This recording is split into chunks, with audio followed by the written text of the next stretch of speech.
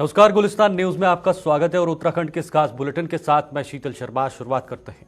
उत्तरकाशी के भैमखाल यमुनोत्री राष्ट्रीय राजमार्ग पर सिलख्यारा से डांडल गांव तक निर्माणाधीन टनल का 50 मीटर हिस्सा आज सुबह अचानक धंस गया, जिसमें 36 के करीब मजदूरों के टनल के अंदर फंसने की सूचना है। घटना की जानकारी मिलते ही पुलिस अधीक्षक उत्तरकाशी अर्पण यदुवंशी द्वारा तुरंत मौके पर पहुंचकर राहत एवं बचाव कार्यों की कमान संभाली है। पुलिस अधीक्षक के नेतृत्व में पुलिस एसडीआरएफ, एनडीआरएफ, फायर आपातकालीन 108 व निर्माणाधीन टनल में कार्यदायी संस्था NHIDCL की मशीनरी मौके पर बोरवेलिंग व टनल खुलवाने का कार्य कर रहे हैं। टनल में मजदूरों के लिए पर्याप्त ऑक्सीजन सिलेंडर होना बताया जा रहा है।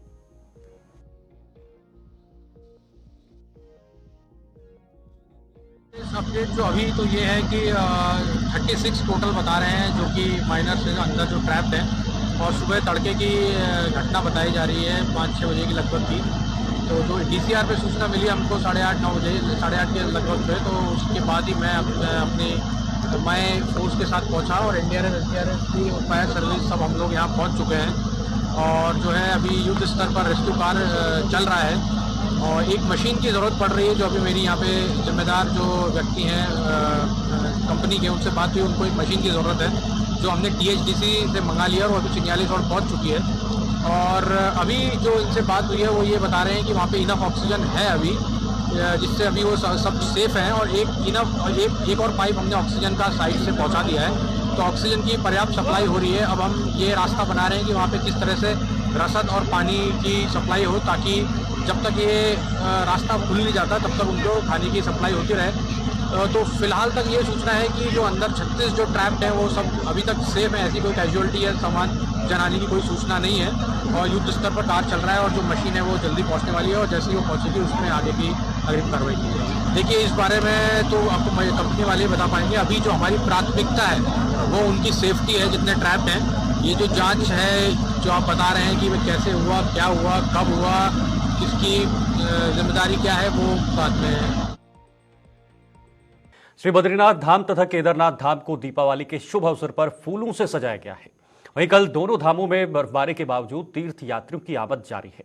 श्री बद्रीनाथ धाम के कपाट शनिवार 18 नवंबर सायंकाल 3:33 पर शीतकाल हेतु बंद हो जाएंगे।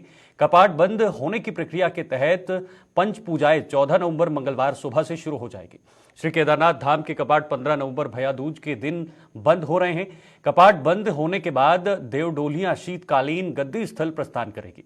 श्री बद्रीनाथ केदारनाथ मंदिर समिति अध्यक्ष अजेंद्र अजय ने कपाट बंद के कार्यक्रमों पंच पूजा, देवडोली प्रस्थान कार्यक्रम के सफल समापन हेतु निर्देश जारी किए हैं।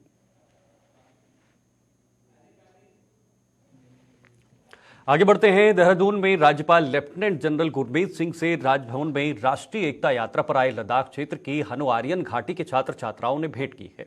भारतीय सेना के ऑपरेशन सद्भावना के तहत आयोजित इस राष्ट्रीय एकता यात्रा में कुल 2 शिक्षक और 25 छात्र छात्राएं शामिल हैं। देश के कई हिस्सों का भ्रमण के बाद यह दल उत्तराखंड पहुंचा है। राज्यपाल ने छात्रों को उनके करियर के लिए शुभकामनाएं देते हुए इस आयोजन के लिए 191 फील्ड यूनिट के प्रयासों की सराहना की है।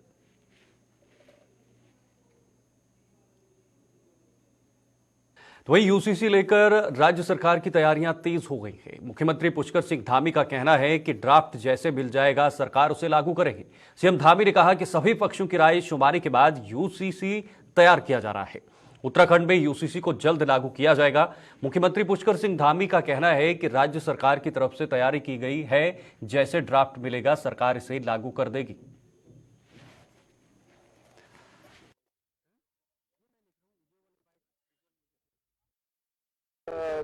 हमने पहले से कहा है कि जैसे ही हमको UCC कमेटी का ड्राफ्ट मिल जाएगा और उनका ड्राफ्ट अंतिम चरण में है, वैसे ही हम उसमें बिना देर किए जल्दी से जल्दी जो है कोशिश करेंगे कि आगे की सारी कार्रवाई संपन्न हो।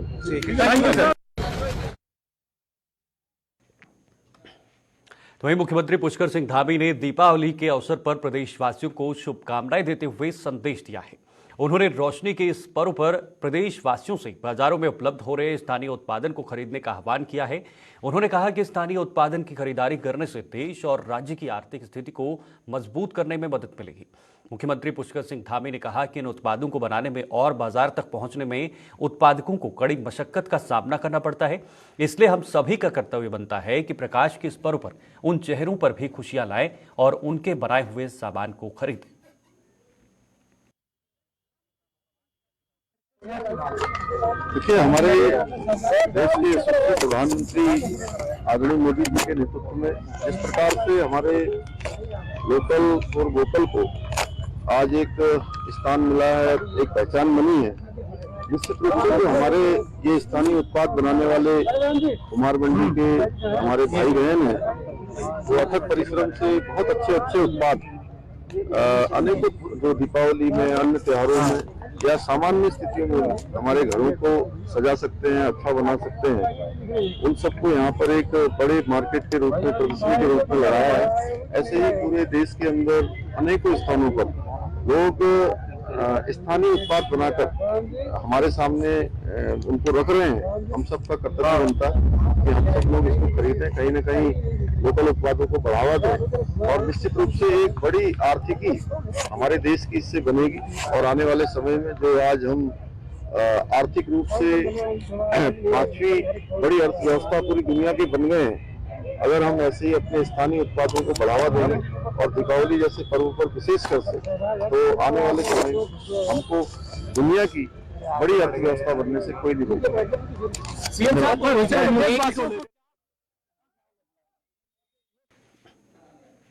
वहीं उत्तराखंड विधानसभा अध्यक्ष ऋतु खंडूड़ी भूषण ने प्रकाश पर्व दीपावली के प्रदेश वासियों को हार्दिक बधाई और शुभकामनाएं दी है। अपने शुभकामना संदेश में विधानसभा अध्यक्ष ने कहा कि भारतीय संस्कृति और संस्कार से जुड़ा दीपावली का पर्व अंधकार से प्रकाश, असत्य से सत्य और मृत्यु से अमृतत्व की ओर अभिमुख होने की प्रेरणा मनुष्य में जगाता है। यह पर्व हमें संकल्प और निष्ठा का भी संदेश देता है। विधानसभा अध्यक्ष ने कहा कि हम सब दीपावली परंपरा के अनुसार मिलजुल कर मनाएं, अपने घर के साथ साथ सभी के घरों में उजाला हो ऐसा प्रयास करने का भी आह्वान किया है। उन्होंने लोगों से ऐसे पावन अवसरों पर अपने साथ उन्हें भी लेकर चलना भी बात कही जो दुरुखी तथा जरूरतमंद है। उन्होंने कहा कि असली खुशी दूसरों के साथ अपनी खुशी बांटने में ही निहित है। विधानसभा अध्यक्ष ने कामना की है कि दीपावली का यह पर्व प्रदेश में सद्भाव और विकास की किरणों के साथ यहाँ के लोगों के जीवन में सुख, शांति, समृद्धि और उत्साह के प्रकाश से लोगों के मन के अंधकार को भी दूर करे। उत्तराखंड वासियों को नमस्कार। दीपावली दीपोत्सव की सभी को ढेर सारी शुभकामनाएं और बधाई। रोशनी का ये त्योहार आपके जीवन में भी रोशनी लेकर आए, ऐसे मैं ईश्वर से प्रार्थना करती हूँ। एक बार फिर मेरी ओर से सभी उत्तराखंड वासियों को ढेर सारी शुभकामनाएं और बधाई। रुक करते हैं अगली खबर का। काशीपुर में दीपावली के अवसर पर बानपुर रोड स्थित उदयराज फील्ड में लगे आतिशबाजी यानी पटाखा बाजार में खरीदारों की धीरे धीरे भीड़ उमड़ रही है। दीपावली धूमधाम से मनाने के लिए लोग पटाखों की जमकर खरीदारी कर रहे हैं। इससे पटाखा व्यवसायियों के चेहरे पर खुशी देखने को मिल रही है। उनका कहना है कि इस बार विभिन्न प्रकार के ब्रांडेड पटाखों की बिक्री की जा रही है। लोग ब्रांडेड पटाखे बड़े शौक से खरीद रहे हैं। अधिकांश रूप से मुर्गा छाप पटाखों की बिक्री हो रही है। वहीं पटाखा बाजार में लोग एक दूसरे को दीपावली पर्व की बधाई एवं शुभकामनाएं देते नजर आए हैं।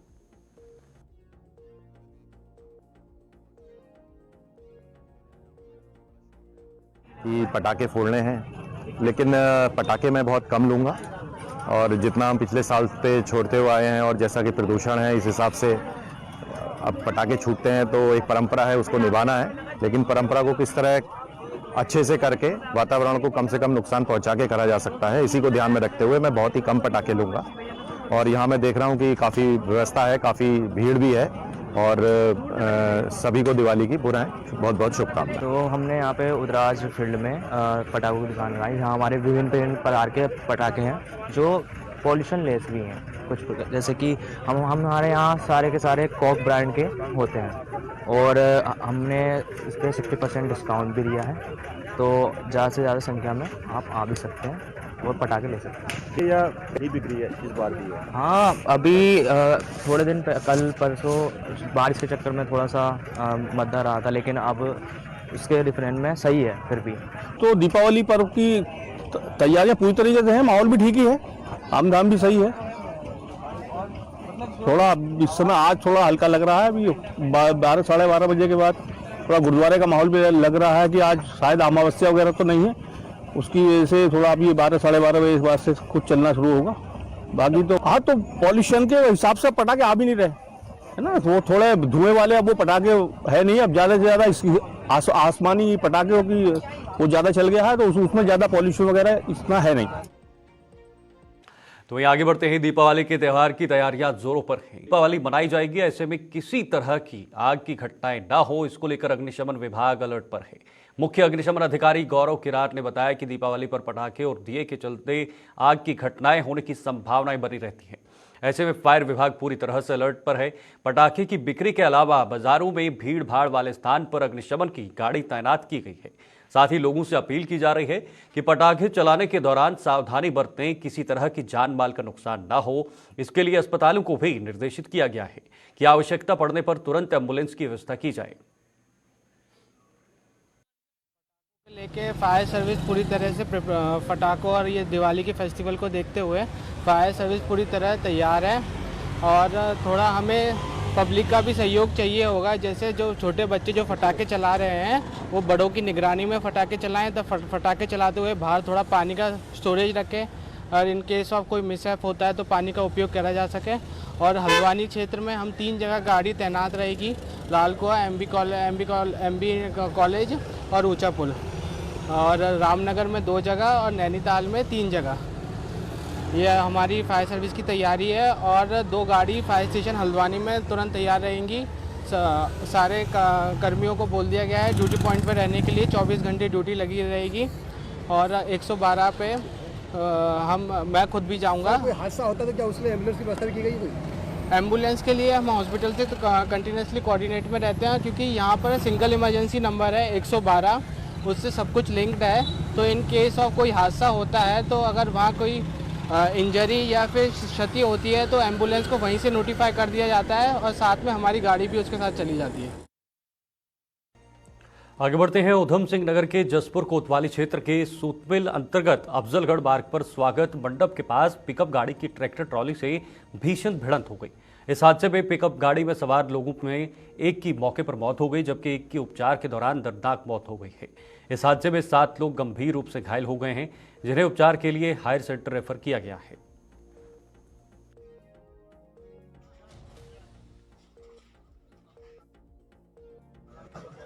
सूतपुर चौकी का एरिया है। यहाँ पर अभी सूचना मिली है कि एक ट्रैक्टर ट्रॉली और एक मैजिक पिकअप का एक्सीडेंट हुआ है, जिसमें लगभग 8 लोग घायल सवार थे। उसमें से एक की मौके पर मृत्यु हो गई है। बाकी लोग भी काफ़ी सीरियस हैं और हायर सेंटर को रेफर किया गया है। अभी घटना कैसे हुई इसकी जाँच पड़ताल की जा रही है। उधम सिंह नगर के सीमांत क्षेत्र खटीमा के टेढ़ा घाट में प्रशासन के नामक तले धड़ल्ले से मिट्टी का अवैध खनन हो रहा है। मिट्टी खनन में मदोल्डर और जेसीबी से ट्राली में भरकर जगह जगह मिट्टी पहुंचाई जा रही है। इस संबंध में खटीमा प्रशासन को सूचित करने के बावजूद भी लगातार देर रात तक टेढ़ा घाट क्षेत्र में अवैध मिट्टी खनन का कार्य चलता रहा, लेकिन किसी ने कोई कार्रवाई नहीं की, जिससे यह साफ हो जाता है कि अवैध खनन में प्रशासन की मिलीभगत से अवैध मिट्टी खनन का कार्य हो रहा है। वहीं उप जिलाधिकारी रविंद्र सिंह बिष्ट ने बताया कि मात्र एक जगह जिले में मिट्टी खनन की परमिशन है, बाकी सब अवैध मिट्टी खनन का कार्य हो रहा है। इस मामले में जांच के आदेश दिए गए हैं।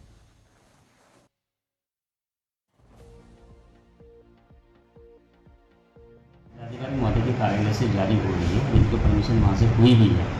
और उसकी आड़ में सूचना ये प्राप्त हुई है कि कई जगह अवैध खनन किया जा रहा है। तो उसमें मैंने सारे तहसीलदार को, सारे पटवारी को निर्देशित कर दिया कि वो मौका निरीक्षण करें और ऐसा कोई भी अवैध खनन पाया जाता है उसके खिलाफ सख्त से सख्त कार्रवाई करें। उनके व्हीकल्स जो भी यूज हो रहे हैं, पोकलैंड या आपका जेसीबी या डंपर्स या ट्रैक्टर ट्रॉलियाँ, उनको सीज करके मेरे पास लाएं। नहीं, वो जाँच का विषय है। मैंने पटवारी से रिपोर्ट तलब की हुई है, देखते हैं उसमें क्या निकल के आता है। वहीं देहरादून के राजपुर रोड स्थित रिलायंस कंपनी के ज्वेलरी शोरूम में हुई डकैती मामले में पुलिस के हाथ अभी तक खाली हैं। हालांकि दून पुलिस आरोपियों की तलाश में लगी हुई है। वहीं जांच में पुलिस को जानकारी मिली है कि डकैती से 4 दिन पहले बदमाश हरिद्वार में रुके थे। उन्होंने कई महीनों की रेकी के बाद दून में डकैती को अंजाम दिया था। इन आरोपियों का हुलिया मध्य प्रदेश के कटनी और महाराष्ट्र के लातूर में लूट की कोशिश करने वालों कुछ बदमाशों से मिलता जुलता है। वहीं देहरादून के वरिष्ठ पुलिस अधीक्षक अजय सिंह ने पुलिस कार्यालय में एसटीएफ और राजपत्रित अधिकारियों के साथ बैठक की है। इस दौरान अधिकारियों को क्लोज टास्किंग दी गई है। एसएसपी ने बताया कि मध्य प्रदेश के कटनी में 5 अप्रैल और महाराष्ट्र के लातूर में 13 अगस्त को लूट का प्रयास किया गया था। दोनों वारदात में फरार आरोपियों का हुलिया रिलायंस शोरूम में डकैती को अंजाम देने वाले कुछ आरोपियों से मिला है।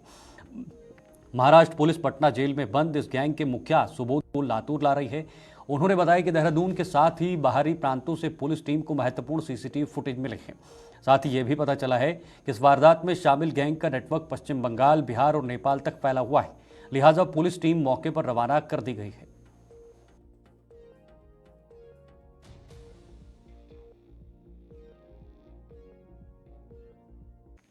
पूर्व मुख्यमंत्री हरीश रावत ने अपने देहरादून स्थित आवास में 1 घंटे का मौन उपवास रखा। हरीश रावत ने सरकार पर किसानों की उपेक्षा का आरोप लगाया है।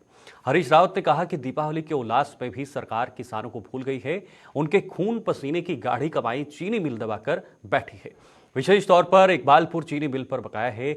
गन्ना किसान परेशान है, लेकिन उनके बकाया भुगतान नहीं किया जा रहा है। हरीश रावत ने कहा कि जल्द भुगतान न होने पर संघर्ष के सारे रास्ते अपनाए जाएंगे।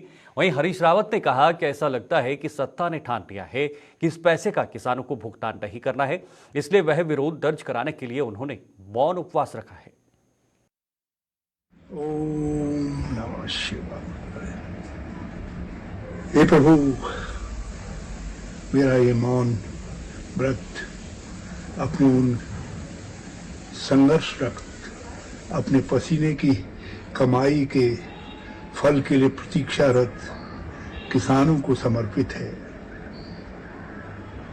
जिन्होंने हम सबको तो मीठा मीठा गन्ना दिया, लेकिन उनके हाथ केवल कड़वाहट आई और अभी तक इकबालपुर चीनी मिल उनके गन्ने का मूल्य उनको भुगतान नहीं कर पाई। सरकार भी उनकी निरंतर उपेक्षा कर रही है। हे प्रभु, सरकार को सद्बुद्धि दो ताकि उन किसानों का पेमेंट जो 100 करोड़ से ऊपर है वो मिल सके। चलिए अगली खबर का रुख करते हैं। उत्तराखंड शहरी विकास मंत्री प्रेमचंद अग्रवाल ने हरिद्वार रुड़की विकास प्राधिकरण में अधिकारियों के साथ विकास कार्यों की समीक्षा बैठक की है। बैठक में शहरी विकास मंत्री प्रेमचंद अग्रवाल अवैध निर्माण को लेकर काफी सख्त नजर आए। इस दौरान उन्होंने दीपावली से पूर्व गंगा बंदी को लेकर प्रेमचंद अग्रवाल ने कहा कि गंगा बंदी की परंपरा में सुधार होना चाहिए, जिससे देश विदेश से आने वाले श्रद्धालुओं की भावनाएं आहत न हो। शहरी विकास मंत्री प्रेमचंद अग्रवाल ने कहा कि कुछ लोग कानून को ठेंगा दिखाकर अवैध तरीके से निर्माण कार्य कर रहे हैं। उन्होंने अधिकारियों को डेमो का उल्लंघन करने वाले लोगों को विरुद्ध सख्त कार्रवाई करने के निर्देश दिए हैं। वहीं दीपावली के पूर्व हरिद्वार में 15 दिन के लिए गंगा बंदी की जाती है, जिसके कारण हरिद्वार आने वाले यात्रियों को परेशानी का सामना करना पड़ता है। गंगा बंदी को लेकर मंत्री प्रेमचंद अग्रवाल ने कहा कि देश और विदेश से गंगा का आचमन और स्नान करने के लिए लाखों श्रद्धालु हरिद्वार आते हैं, लेकिन गंगा बंदी के कारण उन्हें मायूस होना पड़ता है। उन्होंने कहा कि पुरानी परंपराओं में सुधार किए जाने की आवश्यकता है, जिससे हरिद्वार आने वाले श्रद्धालुओं की भावनाएं आहत न हो सके। किसी भी प्राधिकरण का काम है नियोजित विकास। नियोजित विकास के लिए ही नक्शे पास किए जाते हैं, लेकिन कुछ लोगों की मनसा रहती है कि कानून को कुछ न समझना, वो अवैध रूप से काम करना चाहते हैं। ये गलतफहमी है लोगों की कि हम अवैध काम करेंगे उसमें ज़्यादा फायदा होगा। हम कोशिश करेंगे कि अवैध निर्माण, अवैध चीज़ ये ना हो। हमारा जो काम है, जो हमारा मकसद हम पूरा करें। आप देखिए, हमारे यहाँ जो ऑटोमेटिक पार्किंग है वो 5 है, जिसमें हमारे यहाँ काम चल रहा है। प्रधानमंत्री आवास योजना, पिछली बार इसका मैंने उद्घाटन किया था। 528 कुल उसमें हमारे भवन है, जिसमें 200 कुछ हम लोगों ने आवंटित कर दिया, शेष पे प्रक्रिया गतिमान है। ऐसे ही हमारे यहाँ जो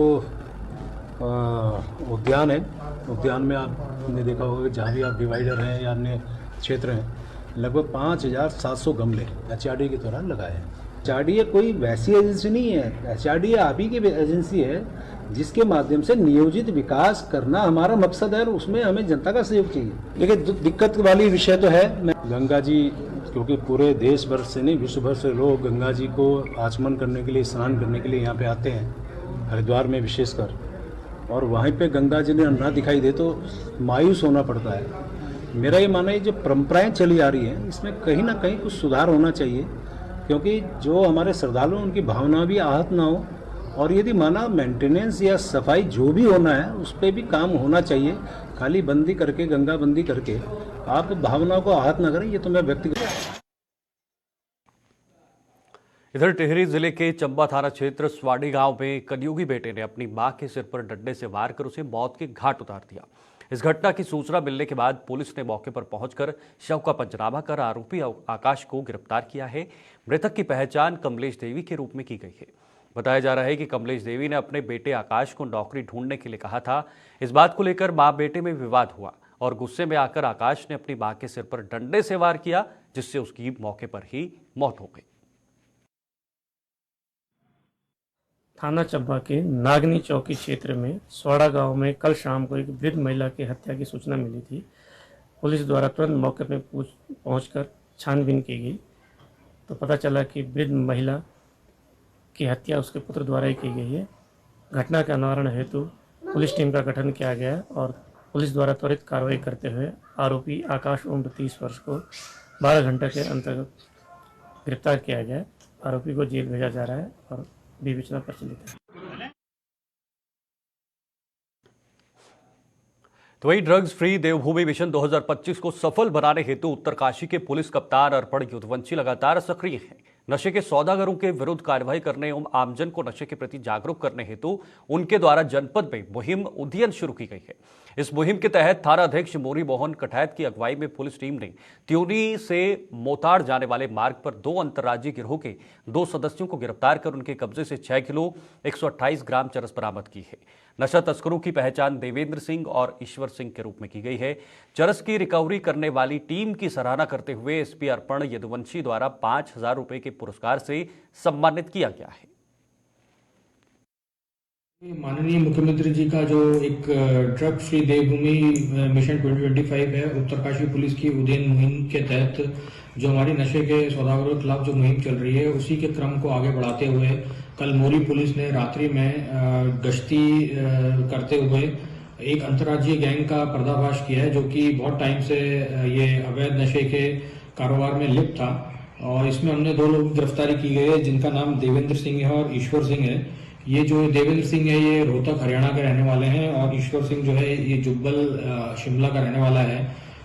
तो ये इस तरह का ये अंतर्राज्यीय गैंग हमने पर्दाफाश किया है और इनके कब्जे से 6 किलो 182 ग्राम अवैध चरस बरामद की गई है, जिसकी अंतर्राष्ट्रीय बाजार में कीमत लगभग 12 लाख रुपए है। तो ये अब तक की जो मोरी पुलिस की और उत्तरकाशी पुलिस की ये बहुत बड़ी कार्रवाई है और इनके आपराधिक इतिहास को जो है हमें खंगाला जा रहा है। और अभी तक जो जानकारी जुटाई गई है उसमें पता लगा है कि ये जो एक ईश्वर सिंह है, इसके खिलाफ पहले भी एनडीपीएस एक्ट में गिरफ्तार हो चुका है और इसके खिलाफ मुकदमा चल रहा है, जेल भी जा चुका है ये। और जो बाकी दूसरा है उसके खिलाफ हम आपराधिक रिकॉर्ड मंगा रहे हैं उसके जनपद से। तो ये जो इस तरह की कार्रवाई है पुलिस की जो है आगे भी चलती रहेगी और हम जो है नशे के जितने भी तस्कर हैं यहाँ पे उनको किसी भी तरह से बख्शा नहीं जाएगा। बरामदगी और गिरफ्तारी के आधार पर थाना मोरी में 8/20 एनडीपीएस एक्ट में इसमें मुकदमा जो है पंजीकृत कर लिया गया है और इनको गिरफ्तार करके माननीय न्यायालय के समय पेश कर दिया गया है और इनको जुडिशियल रिमांड पे भेज दिया गया है कोर्ट। मुख्यमंत्री पुष्कर सिंह धामी के निर्देश पर प्रदेश में चलाए जा रहे ड्रग्स फ्री देवभूमि मिशन को कामयाब बनाने में जुटी हरिद्वार पुलिस जनपद के सभी क्षेत्रों से आए दिन नशा तस्करों को गिरफ्तार कर रही है। इसी कड़ी में थाना बहादुराबाद पुलिस को बड़ी कामयाबी हाथ लगी है। पुलिस ने स्मैक के साथ 2 तस्करों को गिरफ्तार किया है। पकड़ी गई स्मैक की कीमत 20 लाख रुपए बताई जा रही है। पुलिस ने तस्करों के कब्जे से स्मैक के अलावा एक बाइक भी बरामद की है। तस्करों की पहचान फारूक पुत्र खलील व इखलाक पुत्र शहबाज निवासी ग्राम जैनपुर के खुर्द कोतवाली लक्सर के रूप में की गई है। जनपद पुलिस के द्वारा जो माननीय मुख्यमंत्री जी का ड्रग फ्री उत्तराखंड देवभूमि का जो स्लोगन है, उसका लगातार हम लोगों के द्वारा जो इस काम को प्रोफेशनली कर रहे हैं उसके विरुद्ध हम लोग लगातार कार्रवाई कर रहे हैं। हमारे थाना रानीपुर और थाना बहादुराबाद पुलिस ने अच्छी कार्रवाई करते हुए थाना बहादुराबाद में 200 ग्राम स्मैक पकड़ी गई है, जिसमें 2 अभियुक्त अरेस्ट हुए हैं। उनसे ये स्मैक की बरामदगी हुई है। वो दोनों भी अनफॉर्चुनेटली यहीं के ही रहने वाले हैं लक्सर के। उनके खिलाफ वैधानिक कार्रवाई की जा रही है और इसमें एक ट्रेल को भी हम लोग वेरीफाई कर रहे हैं कि जिस ट्रेल से ये यहाँ पर तक ये पहुंची है उसको और कहाँ पर ये जानी थी, डिस्ट्रीब्यूशन को भी हम लोग इसमें लेके आ रहे हैं और जल्दी इसमें अन्य गिरफ्तारियां भी की जाएंगी। इसी परिप्रेक्ष्य में एक और बड़ी कार्रवाई रानीपुर थाना पुलिस के माध्यम से हुई है, जिसमें करीब 1 किलो के आसपास चरस पकड़ी गई है, 970 ग्राम, और उसमें एक अभियुक्त पकड़ा गया है। वो भी, उस ट्रेल को भी हम वर्कआउट कर रहे हैं। उसमें भी जो लोग अन्य इन्वॉल्व होंगे उनके खिलाफ भी वैधानिक कार्रवाई की जा रही है। तो 2 बड़ी कार्रवाइयाँ आज जनपद पुलिस के स्तर पर की गई है। मेरे स्तर से इनको, जो पूरी टीम है और जो इसमें जो भी लोग शामिल थे जिन्होंने इन लोगों को पकड़ा है, उनको 5,000 रुपये इनाम की घोषणा की गई है। बाकी अन्य उच्च अधिकारियों को भी इस संबंध में अवगत कराया। अन्य कार्रवाइयाँ हुई हैं, बड़ी जो कारोबारी हैं उनके खिलाफ भी लगातार गैंगस्टर एक्ट में कार्रवाई हुई है और उनकी संपत्ति को भी सीज करने की कार्रवाई लगातार हुई है। पिछले कुछ माह में लगभग हम 1.5 करोड़ से ऊपर की संपत्तियाँ सीज कर चुके हैं, जो लोग इसमें शामिल रहे हैं। और आगे और भी मेरा मानना है कि जो भी लोग इसमें शामिल हैं, वो किसी भी स्तर का अधिकारी है, उस पर हम जल्दी कार्रवाई करेंगे। इसमें खासकर जो मेन फोकस एरिया हमारा रहा है, क्योंकि हमारे जनपद में सहारनपुर से लगता हुआ ये एरिया है, उधर भी कुछ लोगों के द्वारा कुछ नेटवर्क वहाँ डेवलप किया गया है, उसको भी हम लोग वर्कआउट कर रहे हैं। और बरेली से भी कुछ लगातार हमारे पास लगातार कुछ सूचनाएं आती रही हैं, वहाँ से इस तरीके की सप्लाई एक हमें पता लगा, उस पर भी हम लोग वर्क कर रहे हैं। तो जल्दी ही इस पूरे नेक्सस को हम लोग वर्कआउट करेंगे और जल्दी इसमें बड़ी कार्रवाई की जाएगी। आगे बढ़ते हैं। खंड विकास कार्यालय काशीपुर में स्वरोजगार व पशुपालन के लिए अत्यंत निर्धन 9 लोगों की 35-35 हजार की धनराशि के चेक वितरित किए गए हैं। चेक वितरण के दौरान ब्लॉक प्रमुख अर्जुन कश्यप ने कहा कि सरकार का लक्ष्य निर्धन वर्ग को स्वरोजगार का अवसर उपलब्ध करवाना है, ताकि निर्धन वर्ग बकरी, गाय व भैंस का पालन कर अपना रोजगार शुरू कर सकें। खंड विकास अधिकारी ने बताया कि अपना उद्यम हेतु 9 लोगों को चेक वितरण किए गए हैं। पशुपालन हेतु मनरेगा के तहत पात्रों का चयन किया जाएगा। इस दौरान चेक प्राप्त करने वालों के चेहरों पर खुशी झलक नजर आई है।